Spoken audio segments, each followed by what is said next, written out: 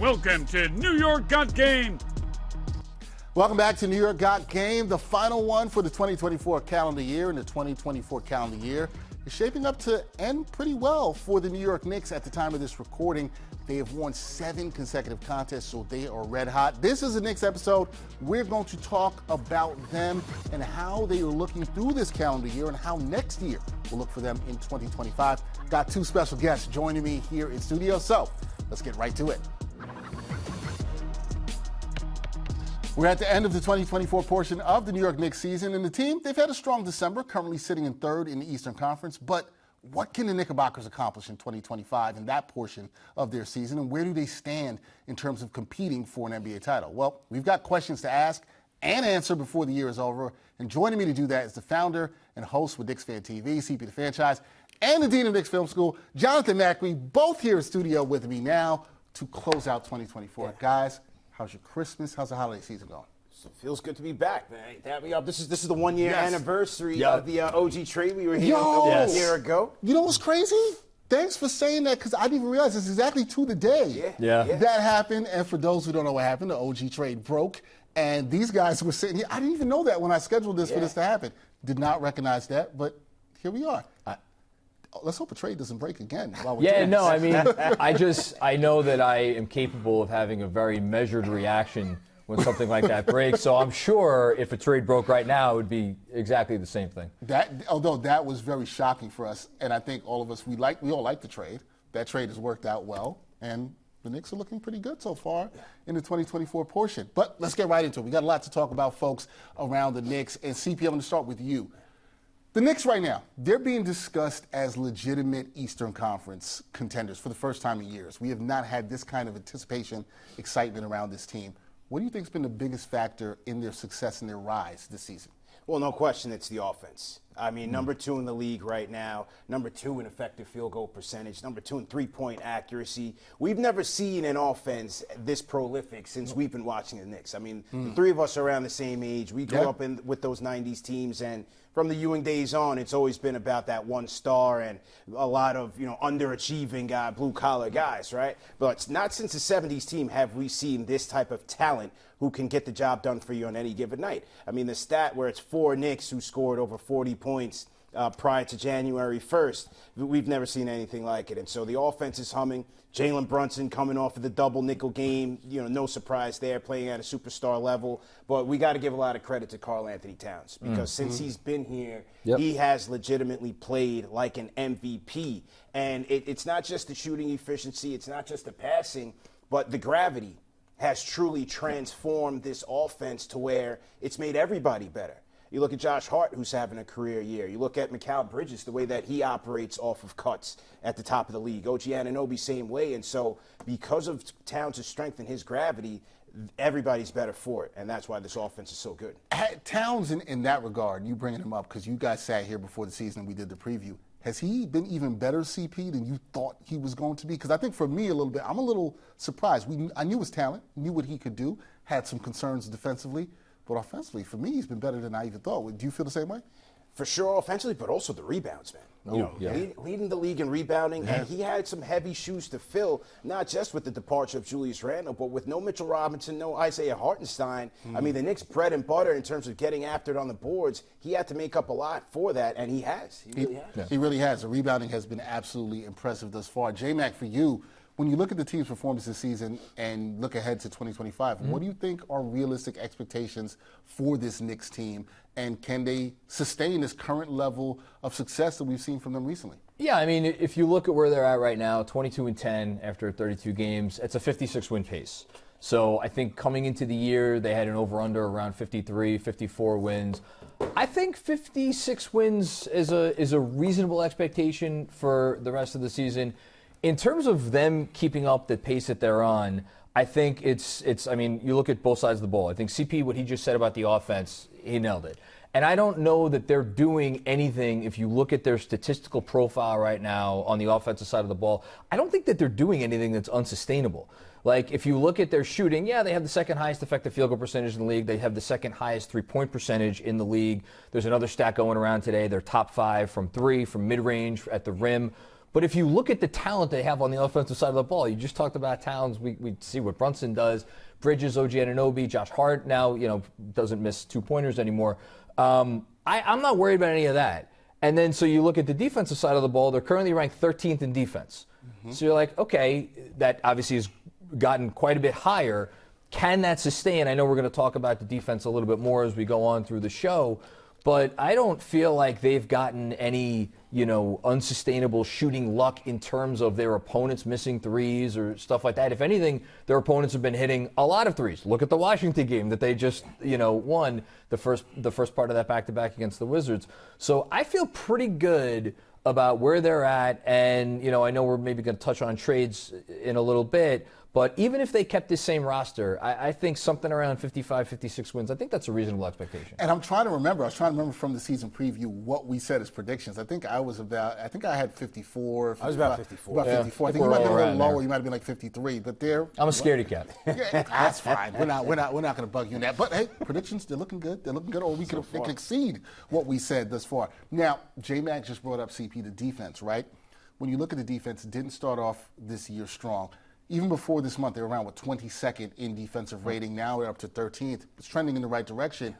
Here in December, what's been the biggest issue with the defense, and how can they further improve this? How do you see them still being able to improve this defense? Well, I think it started at the point of attack, especially earlier in the season when Macau Bridges wasn't all the way there as a strong defender, the way he navigated screens. If things would break down there, and then that would force the team into rotations, leaving a lot of guys off of the three-point line, off of the corners. And then also when it comes to the paint, you're putting more pressure on Karl-Anthony Towns to get those stops and be that last man standing. And so they've had some inconsistencies there. I think a lot of the issues can be attributed to their communication, just being 5 new guys trying to play together and getting on the same page. I think that certainly plays into the chemistry. And so they need to tighten up there. I think they will, and they have gotten stronger. I think in the last 10 games, they're about a top 3 defense, top 2 in that rating. So you've seen some improvements there, but there's certainly a long way to go to be a legit contender from the defense. Yeah, and I think you got to like where they're at least trending. I know some people will say, well, look at the schedule in December. They haven't played that many great teams, but you got to take care of business against the teams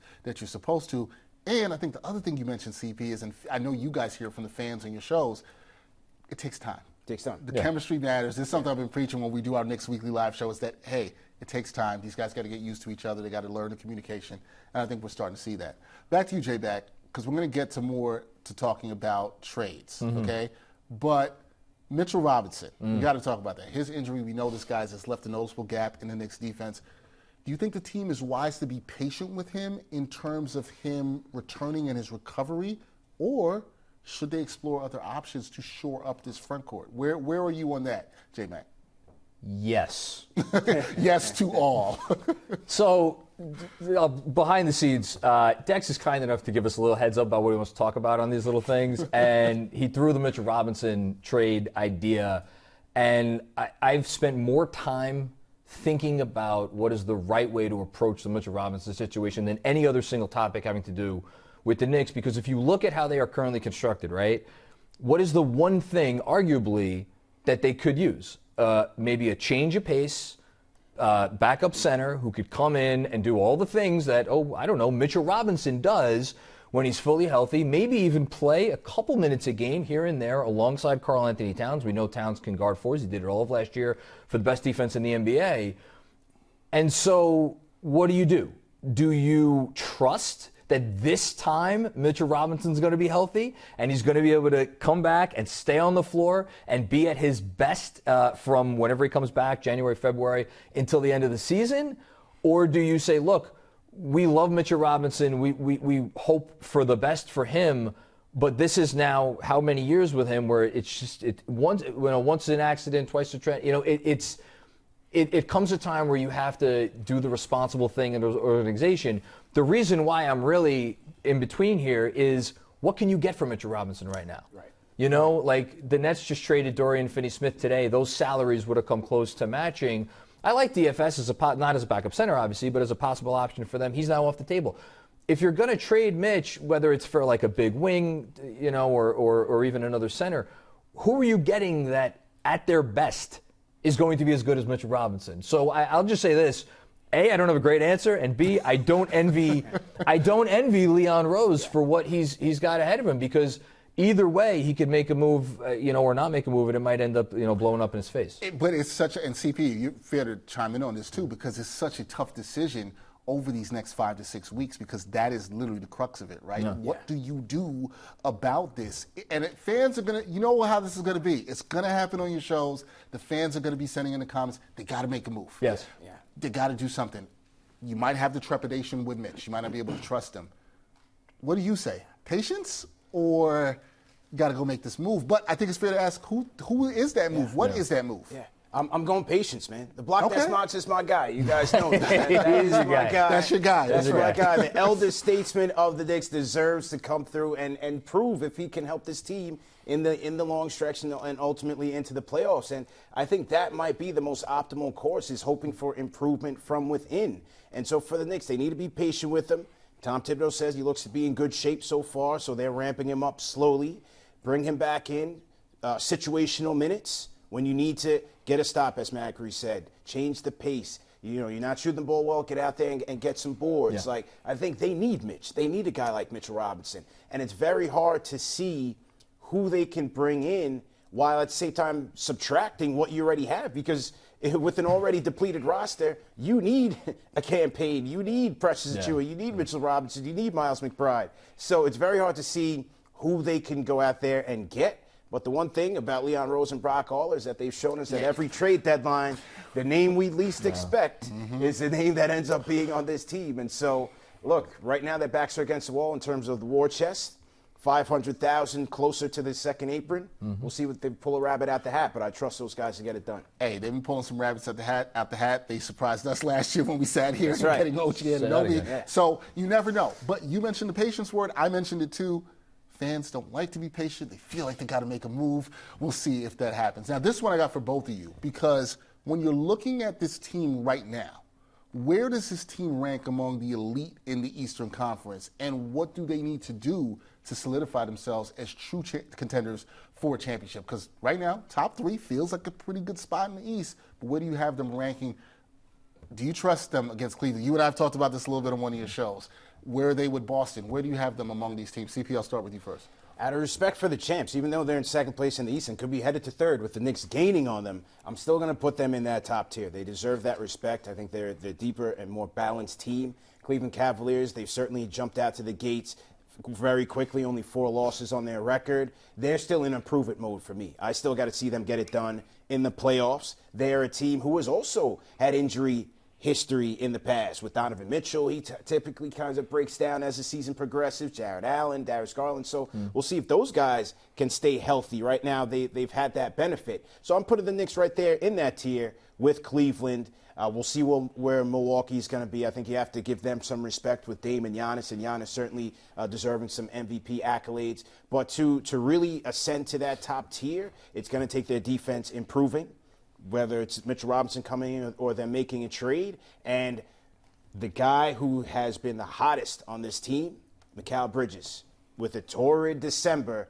I think he needs to be that guy for this team, not just to finish out the regular season, but to go into the playoffs. They need that version to be that team. Okay, so you got them in the top tier of the East. J-Mac, do you have them in the same place, and do you have them knocking on the door as championship contenders? Yeah, I mean, I'm with CP. Boston should be in a tier of their own. I honestly don't really care where they finish in the regular season. I think they've lost. I don't know. They're playing right now as we're recording this, but they've lost 4 out of 8. They've had some inconsistent play. If you're them, you know you could climb the mountaintop, and you know what the formula is to do that. Out of respect for them, I think they have to be considered in a tier of their own, certainly in the East and across the NBA. Now, can the Knicks get to the place where they are at least close to being on par with the Celtics? Absolutely. I have no doubt in my mind based on what we've already seen, but that leads to the second part of your question, and obviously CP nailed it, it's the defense. For me, and I've already talked about this a little bit this season, and I'm going to double down on it. Look, Tom Thibodeau does not experiment. Every minute of every game, right, is you got to win that minute, you got to win that quarter, you got to win that game. With respect to that, and I want to give that respect because I love Tibbs and I love his approach, I do think from here to the end of the regular season, they need to continue to kind of dabble in some different approaches to defense. We saw them do, for instance, a little bit more aggressive coverage, at the point of attack at certain points in time this year. They've switched here and there. I'd like to see them experiment with a little bit more switching between now and the end of the season.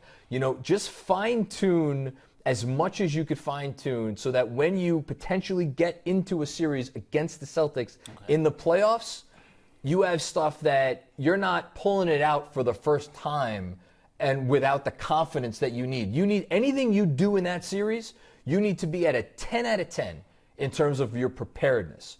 So, again, what do they need? They need time. They need time and they need opportunity to get all of those things down pat. Whatever it is, like they have however many games left this season, 50 games. Those 50 games should be with, and again, this is with all due respect. I don't want to disrespect the Cavs here, or the Bucks, or however you got. But you need to go into that Celtics series knowing this is what we're going to do. This is how we're going to do it. If it works, great. If it doesn't, okay. But we're confident. That makes a lot of sense. Because CP, you and I know this because we were opening night. We watched the game together at your watch party, and it didn't go well for the Knicks. Yeah. No. Yeah. And so many Knicks fans I was talking to that night was just like, oh, man, is the gap this wide? That's the thing we were all talking about right after the game. We don't know how much the gap is closed. We have to see the next time they play. And the Knicks have had, the word you used, time between that to work on some things. It'll be interesting to see if they work on some more things as they move towards that next matchup. Now, again, for both you guys, and I just talked about this before. Some fans are going to believe, this trade season we're here. Yeah. The Knicks need to make a big move before the trade deadline. Some fans are going to feel that way. Do you agree with that? And if so, what type of player and position should they target at the trade deadline if that has happened? Do you think they need to make a move? J-Mac, I'll start with you first on this one.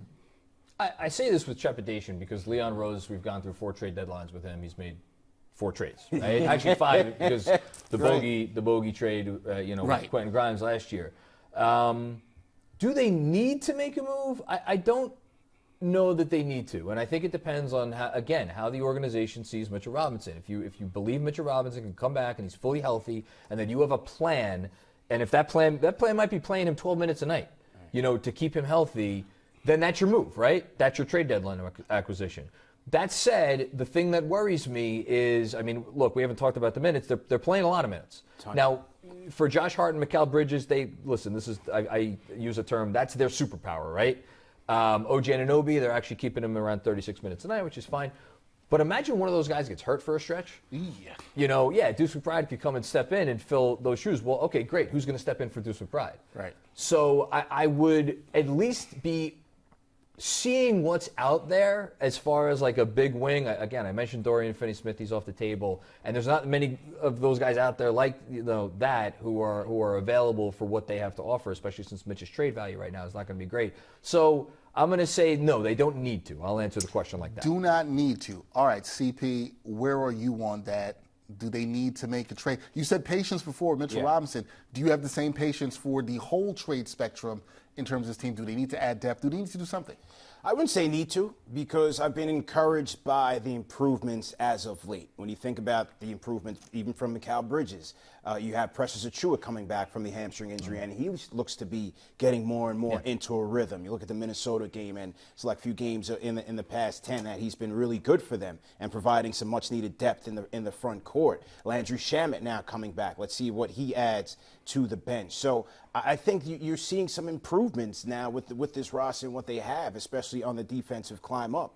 So right now they're limited in what they can go out there and get.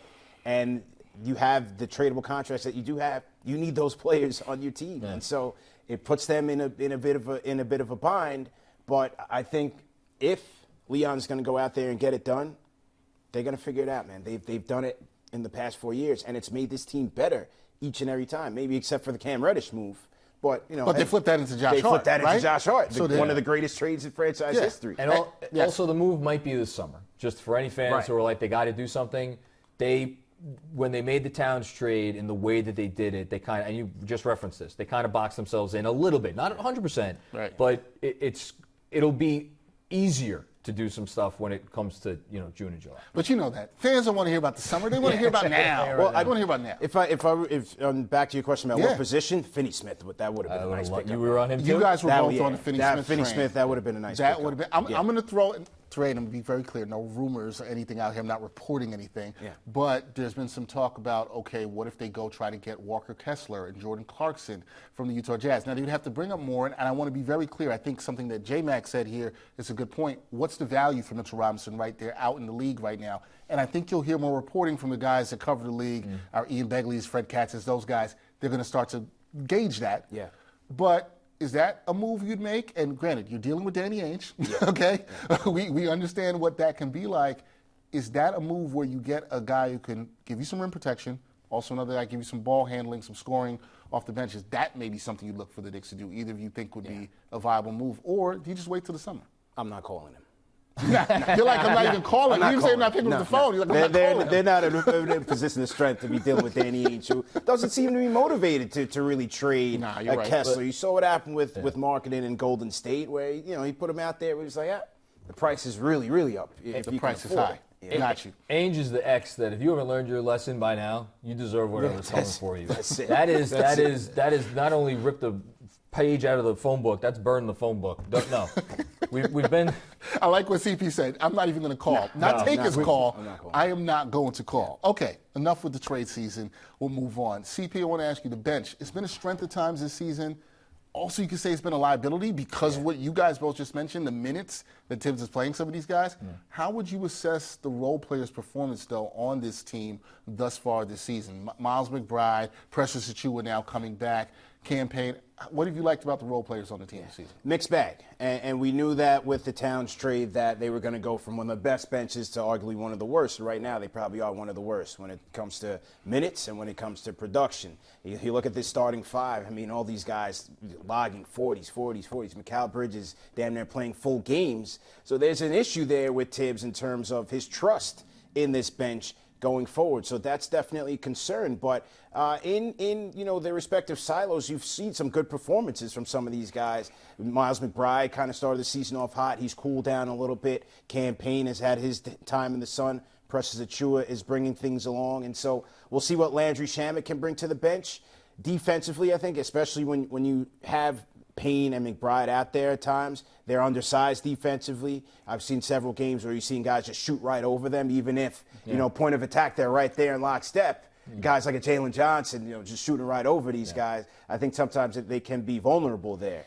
So it's a mixed bag, but they've got to find some sort of trust in these guys to get the starters some rest as they head into the dog days of the season. I am concerned about that with the starters. And you mentioned this before, J-Mac. What happens if there's an injury? What happens if Josh Hart – I know, I'm not trying to put the bad vibes out there, folks, but what happens if that's when it becomes a real concern? And for how long, right? Do you lose these guys for 2 weeks, 4 weeks? You don't know. J-Mac, Macau Bridges. Slow start to the season.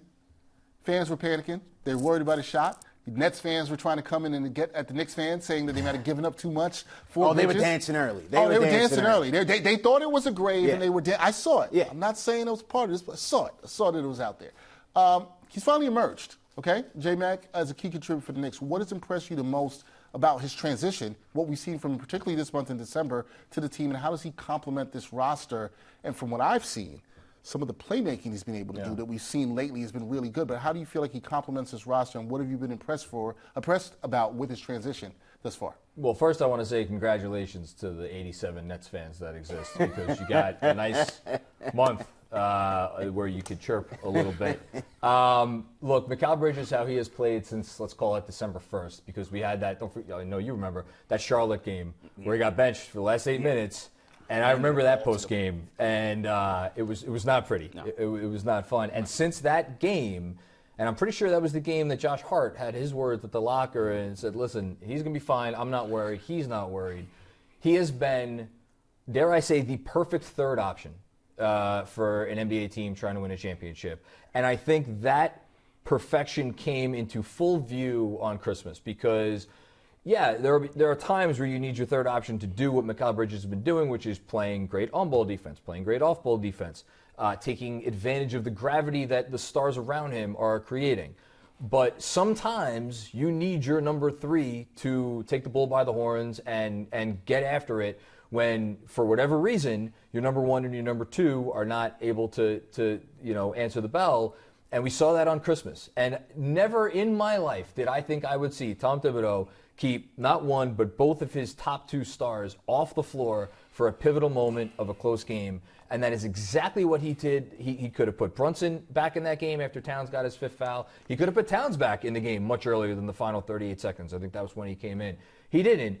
To me, that shows such a level of trust in Macau Bridges that, yeah, we're okay running the offense during this spot. So just keep doing what you're doing.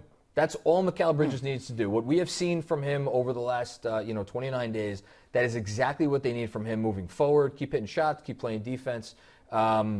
It's so funny. He went from arguably the biggest concern of Knicks fans to I don't have any concerns about him at all anymore. No, I've been really impressed with Tibbs just allowing him to create shots at the end of the game. You saw it in the Orlando game, too. Absolutely, you saw that as well, too, where he had those opportunities to have the ball in his hands great. And that's going to be helpful for this Knicks team because, like you said, there's trust. You know that if a night where Brunson doesn't have it, if Towns doesn't have it, he might have it like he did against San Antonio.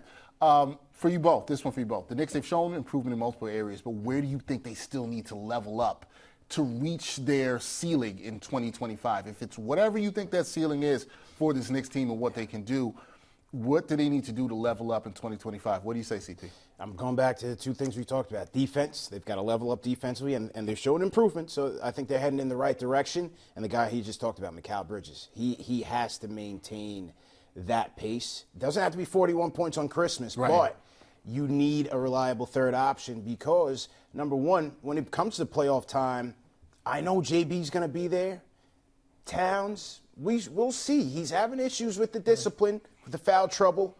Is he still going to be a sniper when it comes to playoff time? Where's he going to be mentally in terms of his approach to these games? And so if you're going up against the Boston where, Drew Holiday, these guys are barreling down on him, that's where you need a Macau Bridges to come in there and shine. And if you know he's going to be playing damn near 48 minutes a night anyway, then he could be that guy that can lead this Knicks bench. Because now we could run offense through the guy, the same guy that you saw closing the game on Christmas. This is the guy who should be running that second unit, and I think the Knicks will be much better for it. If he can maintain that, they're going to be in a great spot. I think so. I'm inclined to agree with that. J-Mac, where are you on what they need to do to level up in 2025?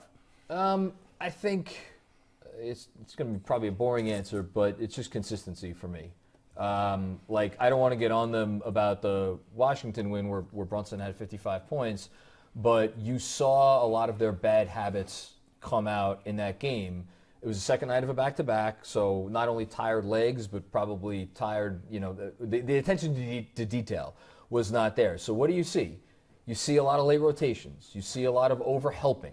You see a lot of the things that tend to lead to wide-open three-point shots. And, again, you're playing the Wizards. They're hitting those threes. Forget about when you're going to be playing the Celtics or the Cavs. Right. So once they could kind of get the consistency down with their defensive rotations and coverages, and then, you just kind of alluded to it with Towns.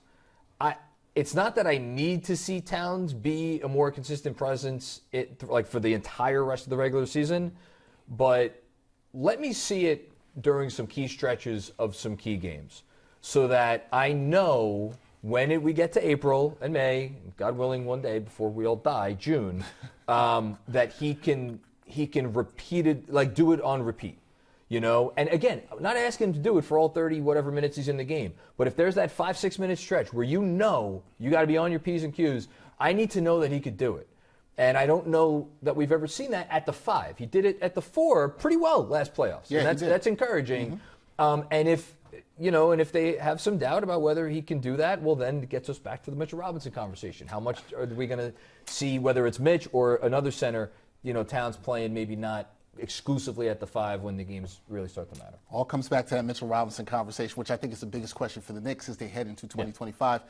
Last thing for me, guys, we got to do final prediction time. We did it for the season preview. If you had to predict the Knicks ceiling for the rest of the season and the playoffs, where do you see them finishing and why? How is this playing out? Let's give the Knicks fans some hope for 2025. What do you got, J-Mac? You first, because since you dropped your head. Coming to me for hope. Coming to you first.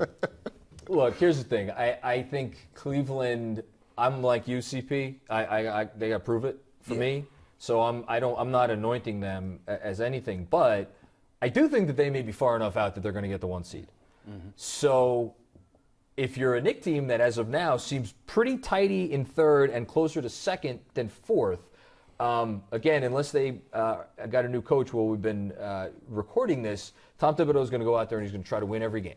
So the notion of them like playing themselves into a playoff matchup with the Cavs in the second round, per se, like that's not something that they're going to do. They're going to try to win as many games as possible. So what am I getting to? I'm getting to, if they, again, you got to take care of the first round, but potentially a second round series with Boston. Can I sit here right now and say the Knicks are going to beat the Boston Celtics in the second round? I can't do that. Do I think that they could give them a hell of a series and that it might come down to health and it might come down to a little bit of shooting luck? Yes, absolutely. I could absolutely say that. I think the Knicks, that series has the potential to be the best series, if not in the Eastern Conference, then in the entire playoffs. Let me ask you something there, though, because I think we talked about expectations at the top of this year, and a lot of people said, hey, this is the Knicks team that has to get to the conference finals, right? Exactly, yeah. But let's say they lose to the Celtics in the second round. 7-game loss. Great series. They lose Celtics second round. Is that a disappointment? Tip your cap. Tip your cap. Yeah. If there's some, if like there's a strategy thing that everybody's calling for Tibbs' heads afterwards because, oh, you should have done this and it was obvious and you didn't do that, that's a different conversation. If some player, one player in particular or two players in particular, comes up very, very small and like really doesn't answer the bell, then maybe we have but if they go out there and they play really well, because again, I know nobody wants to hear about 3 or 4 years down the road. But, like, they have given themselves a runway here to have this core together for the next, I think it's going to be 4 years. The Celtics don't have that runway. Put aside their ownership situation. Like, Drew Holiday's getting older. Al Horford's getting older. So, like, if you don't win the championship this year, is it the end of the world? I'm going to sit here and say no. All that said, do I think they could do it? Yeah, I think they could do it. Absolutely. All right, look at you giving a little hope for the Knicks fans. Look at you.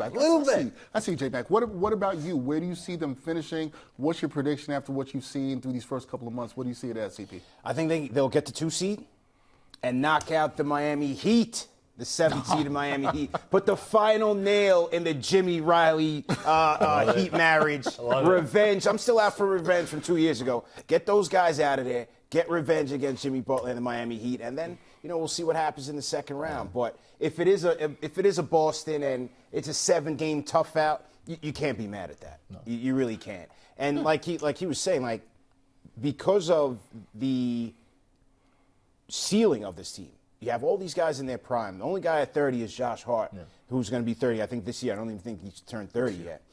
They've got time. Like, you don't want to say they have time because tomorrow's never promised and you can't always say next year. But they put themselves in position to really have this core together for at least 4 years and go for it. You tack on here, you tack on there, you gain more chemistry, and you go from there, man. Look, I think you guys are being pretty level-headed about this. Yeah. I think it's pretty reasonable. That doesn't always happen for some of the fans out there. You know who I'm talking about. Yeah. But I think it's pretty reasonable. I think the Knicks are in a good place. If you look at 2024, it's been good for the Knicks. Yeah. If you look at the playoff run they had, the moves they made, we all were surprised about them, especially getting Cat right before the start of training camp. They look like they're treading in the right direction. Yeah. I think if you're a Knicks fan, you got to feel pretty good. I know you guys feel pretty good. Now, the talk through trade season, what happens with Mitchell Robinson, the patience of the fans, when they lose 2 or 3 in a row, we'll see how things are. But I think the Knicks will be fine. I think Knicks will have a good 2025. Enjoy this. If you're a Knicks fan, try to enjoy this. Yeah. Try. Because, again, like you said, nothing's promised. No, you pulled out your phone there. Please check your phone. Any trades? Do we have any trades? Any trades happen? I got to make sure that no trades happen. I looked at my phone a second ago because I said, when these guys come up, there might be a trade. I don't know. I checked the phone, nothing. I just make sure CP hasn't seen a trade there. But I want to say to both of you guys, thank you. You guys did tremendous work in 2024 around the Knicks and the content you make. I'm glad you guys came up here a bunch of times. There will be more. Yes. We'll be moving to a new studio, but these guys will be back with me for sure.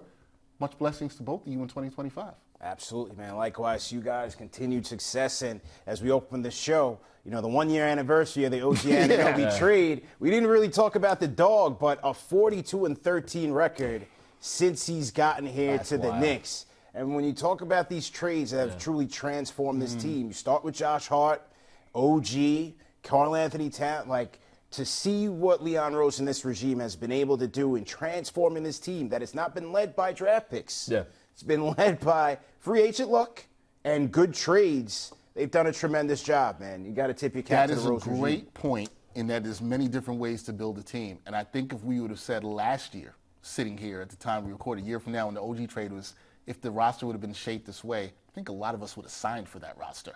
Yeah. And the shaping of it has been really good. So we'll see. Yep. Much blessings to you both in Same the new year. And I know you guys will be back on New York Got Game. We will see what the Knicks do in 2025. It's going to be an exciting one. Expectations are high.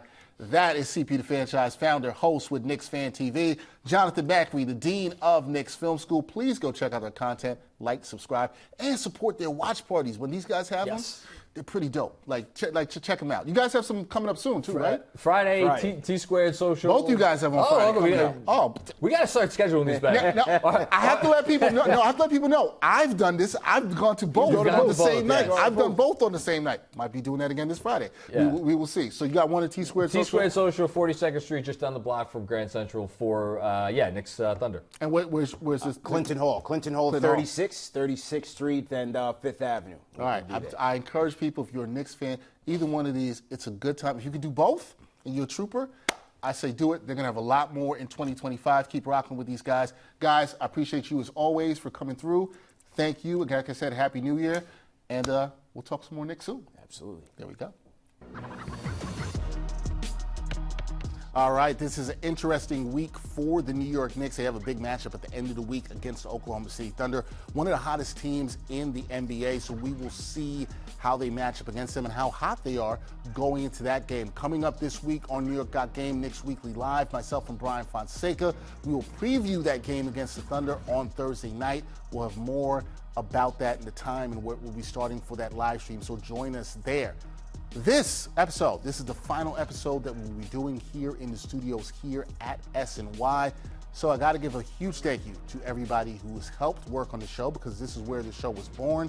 This is where it started. We will be continuing the show and bringing you the best in New York basketball each week. But there's a lot of people that helped me with the show every week. My director, Brianna Mutsindashiaka, also my director, Zachary Tal, producer Lee Insler, editor Catherine Cooper. Tons of people who worked on this, from the graphic design to everything. Thank you to everybody here in the SNY team that helped with the show make it what it was. I'm greatly appreciative of all that. And thanks to the people working on this episode, my great editor, Kelly Velez, joining us there. Also, my producer, Nikolai Jackson, doing a great job here helping us. And the aforementioned great director, Brianna Mutsindashiaka. Everybody, we'll see you in the new year. Have a happy new year, and we'll see you the next time in 2025 on New York Got Game. And thanks for watching New York Got Game. Boom shakalaka.